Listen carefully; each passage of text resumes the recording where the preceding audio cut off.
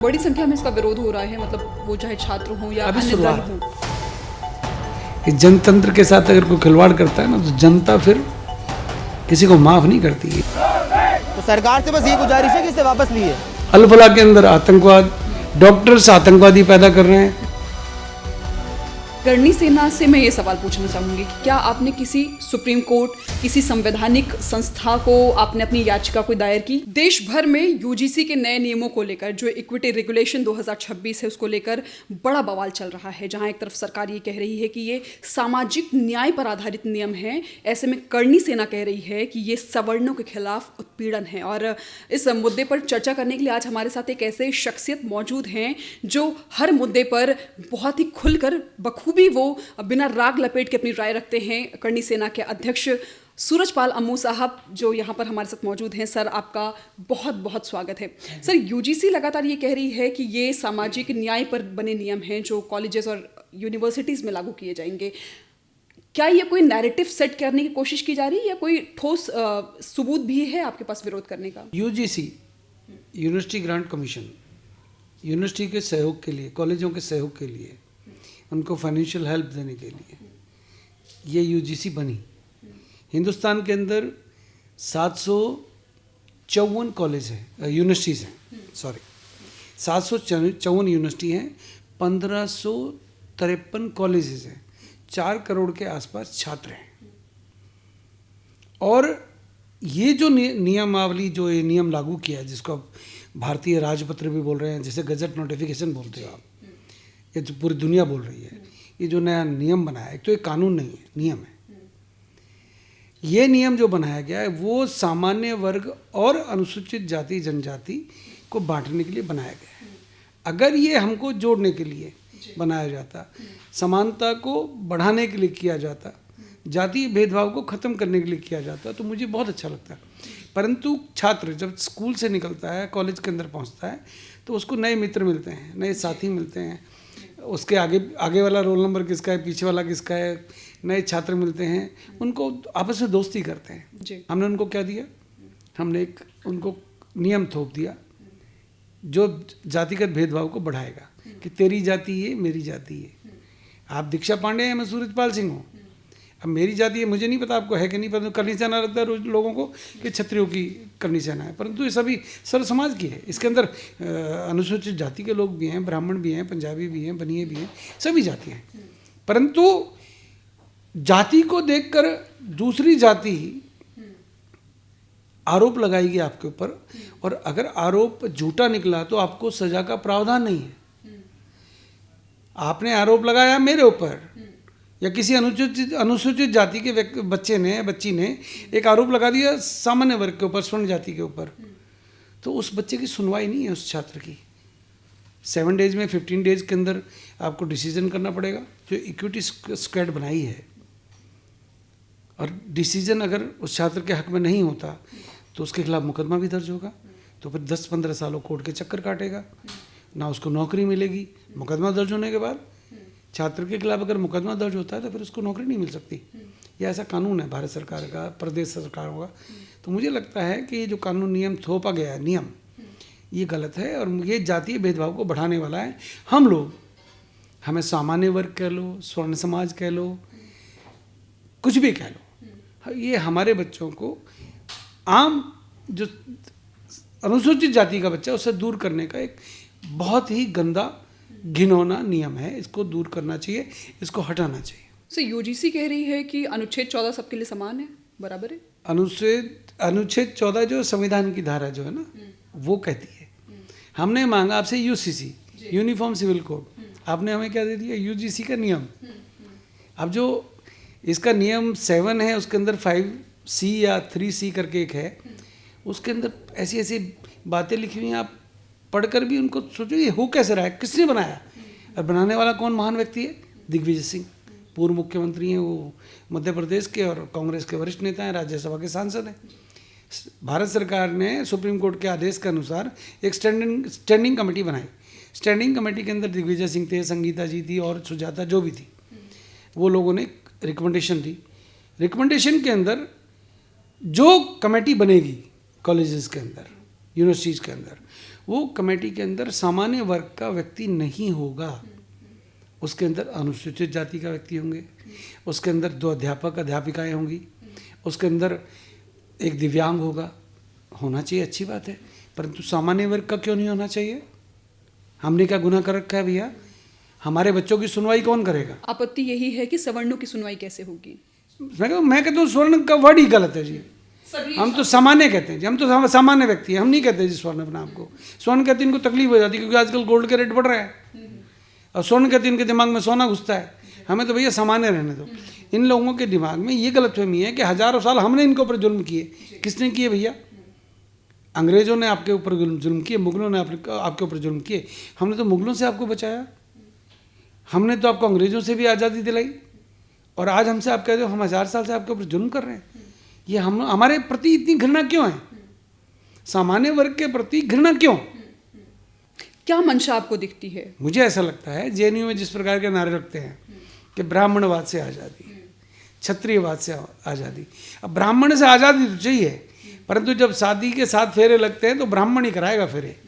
क्यों भाई? मंदिर में नहीं चढ़ने देते, किसको रोका? किसने रोका अभी मंदिर में जाने से आपको? ड्राफ्ट संविधान की ड्राफ्ट कमेटी के जो चेयरमैन थे डॉक्टर भीमराव अंबेडकर साहब, क्या हम उनका सम्मान नहीं करते? क्या उनकी जो शिक्षा दीक्षा हुई वो बड़ौदा के एक राज परिवार ने नहीं की, गायकवाड़ परिवार ने? अंबेडकर साहब तो एक साधारण परिवार के थे, अनुसूचित परिवार के थे।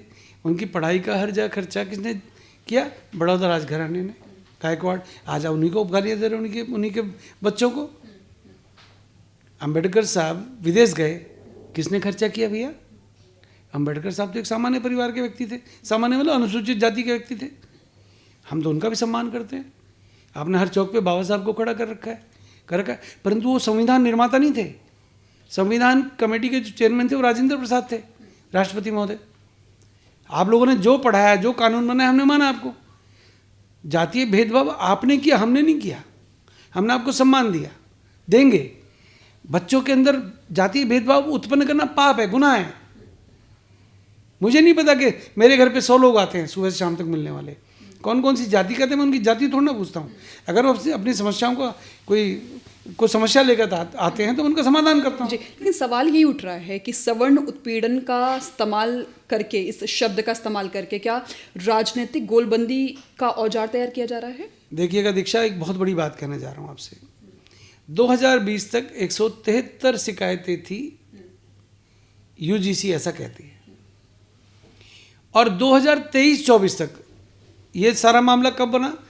एक इंदिरा जयसिंह है, अधिवक्ता हैं, बहुत वरिष्ठ हैं सुप्रीम कोर्ट की। उनका काम ये है कि ऐसे ऐसे मुद्दे उठाओ जिससे कि देश के अंदर दंगे भड़के हैं, जातीय भेदभाव बढ़े। रोहित वेमुला का एक केस था हैदराबाद का, आपको याद हो तो। रोहित वेमुला केस में 40 सांसदों की कमेटी बनी, बड़ा हल्ला मचा, परंतु आज तक उस कमेटी का रिपोर्ट जो आई है वो रिपोर्ट के बारे में हमको नहीं पता। परंतु एक विष्णु तिवारी था यूपी का, विष्णु तिवारी 20 साल जेल में रहा। उसके माँ बाप मर गए, 2 भाई मर गए, घर बर्बाद हो गया। और जब वो 20 साल बाद जेल से बाहर आया, निर्दोष साबित हुआ और निर्दोष साबित होकर आया, उसने कहा न्यायालय से कि मेरे जो 20 साल हैं, जो मेरे माँ बाप हैं, मेरे भाई, मेरा सब कुछ तबाह हो गया, अब मेरे 20 साल कैसे लौटाओगे, मेरी जवानी कैसे लौटाओगे? इसका जवाब किसके पास है? लेकिन सर, मैं फिर से अपने उसी सवाल पर लौटूंगी, क्या ये राजनीतिक गोलबंदी की जा रही है? निश्चित तौर पे देश के शिक्षा मंत्री, क्योंकि मैं अखिल भारतीय विद्यार्थी परिषद में रहा हूँ 1985-86 से, मैं अखिल भारतीय विद्यार्थी परिषद का सदस्य रहा हूँ। मैंने धर्मेंद्र प्रधान को भी देखा है, मैंने जेपी नड्डा और उनकी धर्मपत्नी, जो उस समय मिस बनर्जी होती थी, आज मिसेज नड्डा हैं, उनको भी देखा है। ओम प्रकाश धनखड़ जो मेरे मित्र हैं, पूर्व मंत्री हैं और भाजपा के नेशनल सेक्रेटरी हैं, वो विद्यार्थी परिषद में हमारे साथ थे। मैंने नरेंद्र मोदी के साथ 1994 से 37 साल भाजपा में रहा हूँ, मैंने काम किया है, मैंने करीब से इन लोगों को देखा है। इन लोगों को इस जाल में उलझाया गया है। उलझाया किसने? शिक्षा मंत्री, मुझे लगता है शायद कहीं ना कहीं इस मुद्दे पर भटक गए हैं। दिग्विजय सिंह ने जो रिकमेंडेशन दी, जो उस कमेटी ने, स्टैंडिंग कमेटी ने रिकमेंडेशन दी, उनकी प्लानिंग क्या थी मुझे नहीं पता, परंतु विश्वनाथ प्रताप सिंह मंडल कमीशन लेके आए थे 1990 में। देश के अंदर गदर मच गया था, छात्र सड़कों पर थे, छात्रों ने अपने ऊपर तेल छिड़क छिड़क कर आग लगा ली थी। मंडल कमीशन का विरोध बहुत ज़बरदस्त हुआ था। मैं नहीं चाहता देश के अंदर इस प्रकार की स्थिति उत्पन्न हो, परंतु ये जो कानून, ये जो नियम जो आया है, ये बड़ा खतरनाक है और इसके अंदर कहीं ना कहीं राजनीति हो रही है। इसमें ओबीसी को ज़बरदस्ती, देखो यहाँ पर दीक्षा बहुत काम की बात है। ओबीसी स्टैंडिंग कमेटी ने कहा इसके अंदर SC ST होने चाहिए, होना भी चाहिए, कोई बात नहीं, उनके साथ अन्याय नहीं होना चाहिए, मैं मानता हूँ, परंतु उसके अंदर ओबीसी भी आ गया। ओबीसी कैसे आए भैया? सुप्रीम कोर्ट ने क्या ओबीसी के लिए कहा था क्या? सुप्रीम कोर्ट ने ये कहा था क्या कि आपके बच्चे के खिलाफ अगर कोई झूठा मुकदमा दर्ज कराता है तो झूठे मुकदमा दर्ज कराने वाले के खिलाफ कार्रवाई नहीं होगी? ऐसा सुप्रीम कोर्ट ने कहा था क्या? सुप्रीम कोर्ट ने ये कहा था क्या कि अगर कोई दलित की बेटी, अनुसूचित जाति की बेटी किसी स्वर्ण जाति के बच्चे से आई लव यू कह दे और वो लड़का मना कर दे, तो उसके बाद वो लड़की अगर उसके खिलाफ मुकदमा दर्ज कराएगी तो उसका गुनाह सिर्फ इतना है कि उसने मना कर दिया। अगर वो लड़की ने उसके खिलाफ गलत मुकदमा दर्ज करा दिया या उसके लड़की के मित्रों ने उसके खिलाफ गलत मुकदमा दर्ज करा दिया, कौन जिम्मेदार होगा? एक शिक्षिका, एक टीचर है जिसको लेक्चरर कहते हो, प्रोफेसर कहते हो आप, वो कक्षा में पढ़ा रहा है और पढ़ाते पढ़ाते उसने एक अनुसूचित जाति के छात्र को डांट दिया, तो क्या वो छात्र अपनी लेक्चरर के ऊपर मुकदमा दर्ज कराएगा? क्या शिक्षिका को अपने स्टूडेंट को अगर वो गलती करता है तो उसको डांटने का अधिकार भी नहीं है? मैंने कहा एक विदुषी सिंह है, हमारी आगरा से हैं, करनी सेना की पदाधिकारी हैं और वो लेक्चरर हैं। उन्होंने कहा दादा मैं अपने स्टूडेंट को अगर गलती करेगा डांटने का अधिकार तो मुझे है, मैं उसकी टीचर हूँ। अगर मेरे इस अधिकार को भी आप छीन लोगे तो फिर मैं क्या करूँगी, कैसे पढ़ाऊँगी? शिक्षक का स्टूडेंट का एक डर होता है, एक गैप होता है, उस गैप को भी ख़त्म करने का काम ये लोग कर रहे हैं। इसका मतलब कहीं ना कहीं राजनीति हो रही है। हाँ, मानता हूँ कि हम सामान्य वर्ग के लोग अब कम रह गए हैं, 18%, 20%, मैक्सिमम 30% रह गए हैं, इसलिए हमारी वैल्यू कम हो रही है। क्यों भाई? सरकारें तो हम बनाते हैं,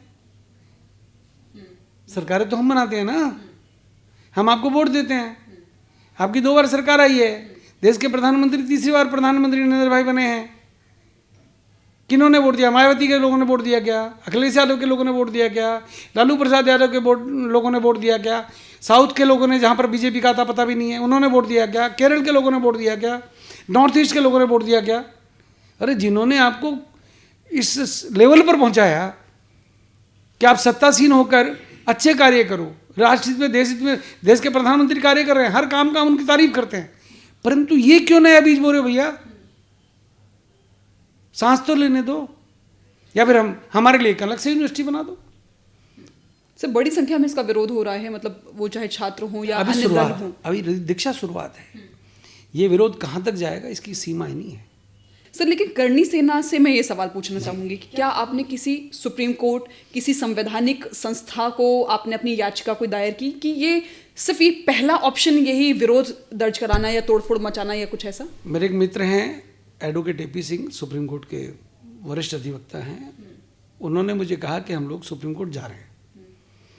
सूरजपाल सिंह अम्मू करनी सेना का अध्यक्ष होने के नाते, करनी सैनिक होने के नाते मेरा काम है लोकतांत्रिक तरीके से अपना विरोध दर्ज कराना, और वो मेरा अधिकार है। सर लेकिन सवाल ये भी उठता है, संविधान में मेरा अधिकार है कि मैं अपनी बात दर्ज कराऊं। मैं तब तक कोर्ट के निर्णय का आदेश का इंतजार करूंगा, तब तक तो मेरे बच्चे भी मुझसे बड़े हो जाएंगे। कोर्ट का निर्णय कैसे आता है, कितने सालों में आता है, मैं कोर्ट कचहरियों के चक्कर में नहीं पड़ना चाहता। मैं तो सड़कों पर हूँ और सड़कों पर उतरना मेरा अधिकार है, और वहाँ पर मुर्दाबाद जिंदाबाद करना भी मेरा अधिकार है, करनी सैनिकों का अधिकार है। आज हज़ारों लाखों बच्चे, केवल करनी सेनाएं नहीं, अनेकों अनेक संगठन, अनेकों अनेक यूनिवर्सिटी के छात्र, कॉलेजेस के छात्र सड़कों पर हैं। आज देखो मज़े की बात यह है दीक्षा कि जो हर दिन बीजेपी को कोसते थे, NSUI गाली देती थी, कांग्रेस की NSUI सपोर्ट कर रहे हैं, अखिलेश यादव गालियां देते हैं दिन रात, भारतीय जनता पार्टी को सपोर्ट कर रहे हैं, RJD सपोर्ट कर रही है। अरे भाई आप समझ क्यों नहीं रहे हो? आप अपनों के तो आंसू पूछो भैया, आप विरोधी आपके बात का समर्थन कर रहे हैं क्यों? ये तो कोई भी समझ सकता है इस बात को। तो सर लेकिन आप पर तो ये आरोप लग रहा है कि आप किसी पार्टी के शह में आके इस मुद्दे को हवा दे रहे हैं। मैं पढ़ा लिखा व्यक्ति हूँ जी, मैं एडवोकेट हूँ, अधिवक्ता हूँ, लखनऊ यूनिवर्सिटी का छात्र रहा हूँ जी, MD यूनिवर्सिटी से मैंने ग्रेजुएशन किया जी। मेरे को किसी की गुलामी करने की आदत होती तो मैं 37 साल पहले मैं भाजपा में आया था। 10 वर्ष की उम्र में मैं राष्ट्रीय स्वयंसेवक संघ का स्वयंसेवक बना था। अगर मुझे गुलामी करनी होती, मुझे अगर जी हजूरी करनी होती, मुझे पॉलिटिकल पार्टियों का अगर पिट्ठू बनना होता तो मैं राजनीति से इस्तीफा क्यों देता। मैं तो भाजपा से पद्मावत के समय भी इस्तीफा दे के गया था, इन्होंने मेरा इस्तीफा ना मंजूर कर दिया। मैंने पार्लियामेंट के चुनाव में इस्तीफा दिया, और इस्तीफा किन लोगों के कारण दिया वो जानते हैं। मैं समर्थक हो सकता हूँ, मैं भारतीय जनता पार्टी की पंचनिष्ठाओं में आस्था रखने वाला व्यक्ति था, परंतु गुलाम नहीं हूँ। मैं आपकी गलत बात को गलत कहूँगा, सही बात की तारीफ करूँगा, ये करनी सन है। सर, आपने कहा कि लोकतांत्रिक तरीके से विरोध करना, लेकिन धमकियां देना कि हम ऐसा कर देंगे, या फिर चाहे वो पद्मावत मूवी रही हो, उसके बाद भी कई सारे ऐसे मुद्दे सामने आए जिसमें करणी सेना की तरफ से स्पष्ट तौर पर धमकियां दी गई कि अगर ऐसा नहीं होगा तो हम ऐसा कर देंगे। सर, क्या ये लोकतांत्रिक आप मेरी छोटी बहन हो जी। माँ भी तब बच्चे को दूध पिलाती है जब बच्चा चिल्ली मारता है, शोर मचाता है, रोता है। हम वो बच्चे हैं जो चिल्ली भी ना मारें, शोर भी ना मचाएं। हमारे मुंह से निवाला छीना जा रहा है, हम रोए भी ना, हम शोर भी ना मचाएं। हमारे घर में डाका डाला जा रहा है, हमारे बच्चों के भविष्य को खराब किया जा रहा है, हम बोले भी ना। ये कैसा सिस्टम है? ये जो डेमोक्रेसी में ये जो, अब हम महात्मा गांधी की तरह तो है नहीं, दे दी हमें आज़ादी बिना खड़क बिना ढाल। वो जो सुखदेव सिंह, शहीद भगत सिंह, ये चंद्रशेखर आज़ाद, ये जो इन्होंने आज़ादी के लिए कुर्बानियाँ दे दी, जो सुभाष चंद्र बोस ने अपने हज़ारों सैनिक कुर्बान कर दिए, ये शायद मुझे लगता है गांधी की वो उससे हुआ है, बिना खड़क बिना ढाल से देश आज़ाद। ऐसा है, मुझे ना तो गांधी बनना, ना मुझे गांधी जैसों की जरूरत। मैं तो शहीद भगत सिंह का और सुभाष चंद्र बोस का अनुयायी हूँ। मुझे अपनी चीज़ के लिए, अपने देश के युवाओं के समर्थन के लिए क्या करना है ये मैं जानता हूँ। मुझे किसी की सर्टिफिकेट की आवश्यकता नहीं है।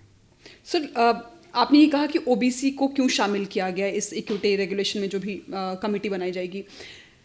आपने ये भी कहा कि ओबीसी को जब ऑलरेडी आरक्षण, ये कहा जा रहा है कि ओबीसी को ऑलरेडी आरक्षण मिला हुआ है तो उनको इस कमेटी में क्यों शामिल किया जाएगा।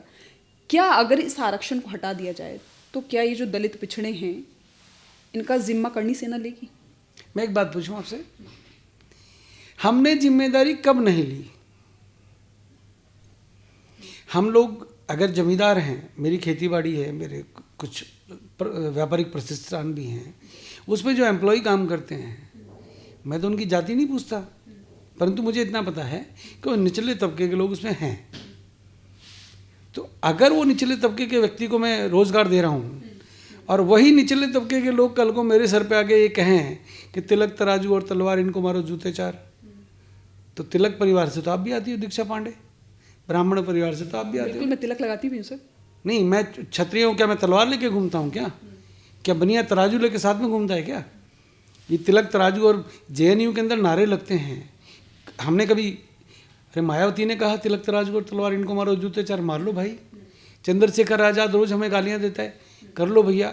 ओबीसी रोज़, और ओबीसी का भाई रोज़ चैलेंज करता है हिंदुओं को, कर लो भैया। मतलब जेएनयू के अंदर आतंकवाद, अल-फलाह के अंदर आतंकवाद, डॉक्टर्स आतंकवादी पैदा कर रहे हैं, डॉक्टर्स ट्रेनिंग दे रहे हैं, जिम के अंदर धर्म परिवर्तन हो रहा है, लव जिहाद हो रहा है। अब ऐसे करणी सेना जैसे संगठन अगर नहीं बोलेंगे दीक्षा जी, कौन बोलेगा? अब मेरी आज़ादी, बोलने की जो अभिव्यक्ति की जो आज़ादी है, उस पर तो कोई रोक लगा नहीं सकता। जब तक जीऊँगा तब तक तो किसी के बाप से रुकता नहीं मैं। जी सर, कई बार हम सामाजिक तनाव को भी ध्यान में रखकर ये सोचते हैं कि शायद हमें ये विरोध प्रदर्शन आगे इसलिए नहीं लेके जाना चाहिए। समाज के अंदर बीज क्यों बोते हो भाई? समाज के अंदर बीज क्यों बोते हो? सामाजिक तनाव उत्पन्न ही नहीं होगा। आपने बीज बोया, काटेगा कौन? धर्मेंद्र प्रधान ने यूजीसी को दे दिया। अरे एक मंत्रालय है, सामाजिक न्याय एवं अधिकारिता मंत्रालय। जी, अब उसको दो ना विभाग। यूजीसी को क्यों दिया? पूछो क्यों दिया? यूजीसी 753 यूनिवर्सिटी जो भी हैं या 1554 जो कॉलेज जो भी हैं, उनको ग्रांट कौन देता है जी? वो। और वो अब धमकी क्या दे रहा है यूजीसी? अगर तुमने हमारे नियमों का पालन नहीं किया तो हम तुम्हारी मान्यता रद्द कर देंगे। क्या धमकी है भाई? जबरदस्ती है क्या? अब आपके कहने से चलेंगी कि यूनिवर्सिटीज़? इसका मतलब कंट्रोल चाहते हैं। इसका मतलब आप धर्मेंद्र प्रधान, देश के एचआरडी मिनिस्टर, जिनको मैं शिक्षा मंत्री कहता हूँ, भैया हम आपको भी जानते हैं और आपके पुराने इतिहास को भी जानते हैं। आप पहले पेट्रोलियम मंत्री थे, हमारी जुबान बंद रहे तो अच्छा है। ये जो बीमारी आपने बोई है ना, इसको आराम से वापस लीजिएगा। और हम किसी के बाप से डरते नहीं हैं, सड़कों पे आने की ताकत रखते हैं और हम चाहते हैं कि ये कानून गलत है, नियम गलत है, इसको वापस लेना चाहिए। इतनी सी सर, यूजीसी के खिलाफ जो करनी सेना प्रदर्शन कर रही है, विरोध कर रही है, क्या ये उसकी लड़ाई शिक्षा के लिए है या फिर अपने पुराने वर्चस्व को वापस पाने के लिए है? देखो, शिक्षा में समानता का अधिकार सभी का हक है। मुझे नहीं पता दीक्षा जब तुम पढ़ती थी तुम्हारे साथ कितने अनुसूचित जाति के, जनजाति के लोग पढ़ते थे, कितने और जातियों के लोग पढ़ते थे? लगभग आधी संख्या कक्षा की। कभी आपने कोई जाति सूचक गालियाँ दी किसी को? कि मैंने दी क्या? मेरे सैकड़ों दोस्त हैं। एक मेरा मित्र है राजेंद्र, वो एक्सपायर हो गया, उसकी बेटियों की शादी मैं कराता हूँ। अगर कहो तो आप स्पीकर ऑन करके अभी वीडियो कॉल पे बात कराता हूँ। उसकी बेटी मेरी बेटी नहीं है क्या? मेरे सैकड़ों मित्र हैं वाल्मीकि समाज के अंदर। मैं भगवान राम का वंशज हूँ। लवर कुश का जन्म भगवान वाल्मीकि के आश्रम में हुआ। भगवान वाल्मीकि, उनके घर में मेरे पूर्वजों का जन्म हुआ, लवर कुश का। तो क्या मैं उनसे, क्या मैं भी वैसे ही हो गया क्या? विचारों से व्यक्ति हीन होता है, जाति से नहीं। अगर मेरे विचार गलत हैं तो मैं गलत हूँ, अगर मेरे विचार सही हैं तो फिर मुझे कोई गलत नहीं ठहरा सकता। अगर मैं देश के इस लचीले संविधान का नाजायज़ फ़ायदा उठा रहा हूँ या कोई भी नाजायज़ फ़ायदा उठा रहा है तो मुझे लगता है वो जातीय भेदभाव को बढ़ाना चाहते हैं, घटाना नहीं चाहते। सो क्या करनी सेना एक पॉलिटिकल प्रेशर ग्रुप है? ऐसे हम इसको देख सकते हैं? कहना गलत हो गई है? करनी सेना, चाहे मैं राजपूत करनी सेना की बात करूँ, करनी सेना की बात करूँ, और सब जो हमारे मित्र हैं, जो महिपाल सिंह मकराना हैं, जीवन सिंह शेरपुर हैं, वीरू सिंह लखनऊ से, यूपी से हैं, ये हमारे अनेक मित्र हैं। मेरी छोटी बहन है शीला शेखावत से, राष्ट्रीय राजपूत करनी सेना से। ये जो सब संगठन ये जो काम करते हैं, हमारा एजेंडा है कि हम किसी की दादागिरी, गुंडागर्दी ना होने दें। हम गलत कानून का विरोध करते हैं, सही बातों का समर्थन करते हैं। और ऐसा नहीं कि मेरे विचार उनके विचार मिलते होंगे, कई विचारों पर हम लोग भी अलग अलग होते हैं। परंतु इस नियम का, इस यूजीसी वाले नियम का विरोध केवल मात्र करनी सेना कर रही है, ऐसा नहीं है। इसमें सामान्य वर्ग के, स्वर्ण समाज जिसको आप कहते हो, वो छात्र आज सड़कों पर हैं। ये स्थिति वैसी उत्पन्न हो चुकी है जब विश्वनाथ प्रताप सिंह देश के प्रधानमंत्री थे और मंडल कमीशन आया था। ये वो स्थिति उत्पन्न होने जा रही है। मुझे ऐसा लगता है कि अब कम से कम देश के पढ़े लिखे जो समझदार मंत्री हैं, मैं तो देश के गृह मंत्री और प्रधानमंत्री से अनुरोध कर सकता हूँ, क्योंकि मैं उनके नेचर को जानता हूँ। वो किसी अगर ये नियम की वापसी नहीं होती है तो करनी सेना का अगला स्टेप क्या होगा? मैं आपको दीक्षा एक बात कह के जा रहा हूँ आपके पॉडकास्ट पे, और जनतंत्र है नाम आपके चैनल का, बड़ा प्यारा नाम है जनतंत्र। ये जनता के द्वारा बनाया गया तंत्र है। इस जनतंत्र के साथ अगर कोई खिलवाड़ करता है ना, तो जनता फिर किसी को माफ़ नहीं करती। जैन जी जो वर्ड आया है ना कई देशों से, ये जैन जी के अगर हकों को कोई मारेगा, युवाओं के हक को कोई मारेगा, युवाओं के साथ कोई भेदभाव करेगा, तो फिर युवा सड़कों पर आकर विरोध करेगा। आप आंदोलन करेंगे? हम तो कर रहे हैं। हमारी जो शाखाएं हैं, हिंदुस्तान के 20 राज्यों में करनी सेना काम करती है। वो काम कर रहे हैं, वो विरोध कर रहे हैं, संगोष्ठी कर रहे हैं, पढ़े लिखे लोगों को बुला रहे हैं, अनुसूचित जाति के लोगों को भी बुलाकर समझा रहे हैं कि भैया तुम्हारे साथ कब भेदभाव हुआ बताओ। हमारा काम उनको भी, सब वो भी तो हमारे भाई है ना, वो हमारे दुश्मन थोड़ी ना है। दुश्मन तो वो लोग बना रहे हैं पॉलिटिशियंस। हमारी उनके साथ क्या लड़ाई है जी? रोजाना का मिलना जुलना है, रोजाना मिलते हैं जुलते हैं, मित्रता है। परंतु जो राजनीतिक दलों ने जो बीज बोया है, ये तो धन्यवाद आप इलेक्ट्रॉनिक मीडिया का, जो आज हमारी बातें जनता तक, लाखों करोड़ों लोगों तक पहुंचती हैं, क्योंकि आप चौथा स्तंभ हैं लोकतंत्र का। पहला स्तंभ, दूसरा स्तंभ सुनता नहीं किसी की, तीसरा स्तंभ बीज बोता है, ये चौथा स्तंभ है, चौथा पाया। लोकतंत्र के 4 पाए हैं ना, ये चौथा पाया आप लोग हैं। दीक्षा, पत्रकारिता, मीडिया, अगर आप लोग ना हो तो हमें कौन पूछता है जी? कौन बिठाता है इतने इतने सुंदर सुंदर लाइटें कैमरों में? कौन हमारी बातों को आगे तक पहुंचाता है जी? आज सोशल मीडिया का ज़माना है, आज सोशल मीडिया के माध्यम से हम अपनी बात रख देते हैं, हमारी बात पहुंचती है, परंतु हम कभी भी ये नहीं कहते कि कानून को हाथ में लो। और आपके चैनल पर भी कह रहा हूँ, प्रदर्शन का मतलब है लोकतांत्रिक तरीके से सड़कों पर आकर विरोध करना, परंतु विरोध करने से पहले सरकार के जो जिलाधिकारी हैं, जो एसडीएम हैं, सिटी मजिस्ट्रेट हैं, उनको सूचना देना कि मैं फलाने दिन प्रदर्शन करूँगा, उनकी अनुमति लेकर प्रदर्शन करना, क्योंकि मैं नहीं चाहता युवाओं के विरुद्ध मुकदमे बने। बहुत गंभीर बात है। युवाओं को कल को नौकरी करनी पड़ेगी, नौकरी के समय जब उनको पता पड़ेगा कि तुम्हारे खिलाफ तो मुकदमा है, तो तुम्हारी सरकारी नौकरी नहीं लगेगी भैया। इसलिए जोश में होश न खोएं, धैर्य से काम करें। लोकतांत्रिक तरीके से विरोध करना हमारा अधिकार है, वो जारी रहना चाहिए जब तक ये नियम ना रोल बैक हो। यूजीसी का जो कानून है, जिसके हम यूजीसी रोल बैक बोल रहे हैं, ये इनको करना चाहिए। सर, आंदोलनकारियों के भी कंधों पर एक बहुत बड़ी जिम्मेदारी होती है। ये कैसे तय होगा कि आने वाले दिन में ये जो बढ़ता आंदोलन है, इसके चलते कोई सामाजिक तनाव भविष्य में ना पैदा हो? इस सवाल को दोबारा कहें। जिम्मेदारी, ये कहा ना आपने, जिम्मेदारी उन लोगों की है जिन्होंने बीज बोए हैं, जिम्मेदारी उनकी है जिन्होंने ये नियम थोपे हैं, जिम्मेदारी यूजीसी की है कि भैया अब ये ड्रामा बंद करो।